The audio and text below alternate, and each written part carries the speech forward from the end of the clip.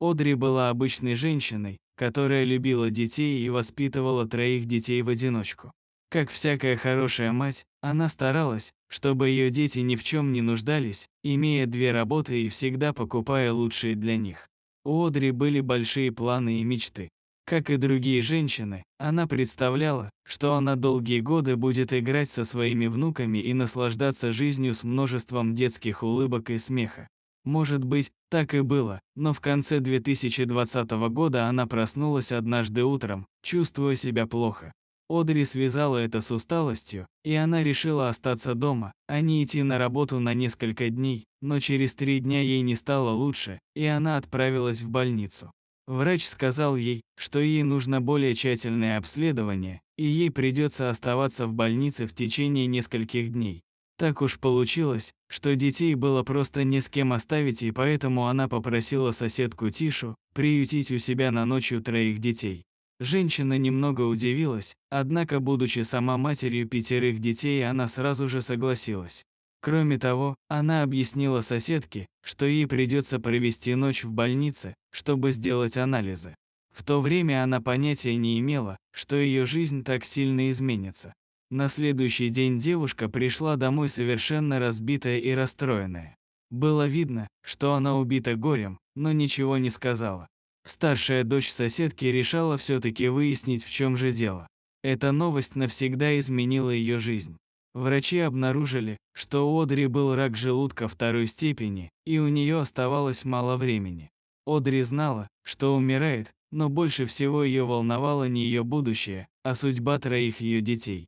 За несколько дней до смерти Одри пришла к соседке с неожиданной просьбой стать опекуном ее детей. Тиша и ее муж были в небольшом шоке, но так как сама она выросла без родителей в приюте, они не раздумывая согласились. Ее дети и дети Одри были хорошими друзьями, и, несмотря на то, что они не были богатой семьей и в их доме едва поместилось 7 человек, они все равно не отказались. Мужчина сел и через несколько секунд сказал: «Пока у меня есть силы, я не позволю этим детям оказаться в приюте, я сделаю все, чтобы они были счастливы». После этого разговора Одри умерла через несколько дней от страшной болезни, и супруги Сильвер были полны решимости усыновить всех детей.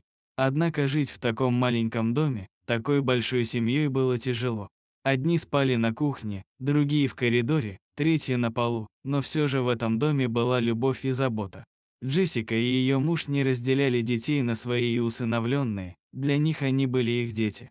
Многие люди, узнав об этой истории, начали писать письма на местное телевидение.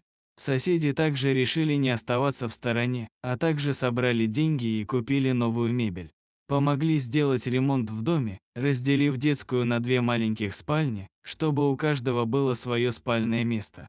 Продюсеры местного телеканала были настолько впечатлены поведением Тиши и ее мужа, что решили поселить семью на несколько дней в отеле, а тем временем они помогли перестроить дом со всеми удобствами для всех членов семьи. Конечно, простого разделения стен было недостаточно. Лучшие дизайнеры и инженеры разработали интерьер нового дома с местом для всех. Реконструкция дома заняла меньше месяца, но когда семья вошла в свой новый дом, они потеряли дар речи. Дети расплакались, увидев свои новые комнаты. Родители удивлялись функциональной гостиной и кухне, и это был эмоциональный момент, когда новая мебель была встроена и разделена на несколько жилых помещений. Но это было еще не все. В обществе, где родители высоко ценились, помимо ремонта от местного телеканала, им также выдали сертификат на годы бесплатной еды для всей их семьи. И пока они были на 7-м небе от счастья, произошло то, чего никто не ожидает.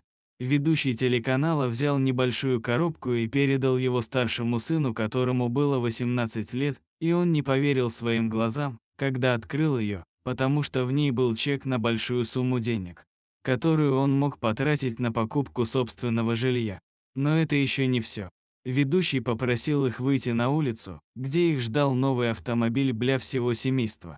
От всего этого Тиша расплакалась и сказала, что она не заслужила всего этого, так как ничего особенного не сделала. Но все люди, присутствующие на этом торжестве, сказали, что заслужила все это как никто другой. Ведь на такой героический поступок способен не каждый. Теперь они живут в новом доме со всеми удобствами в количестве 10 человек.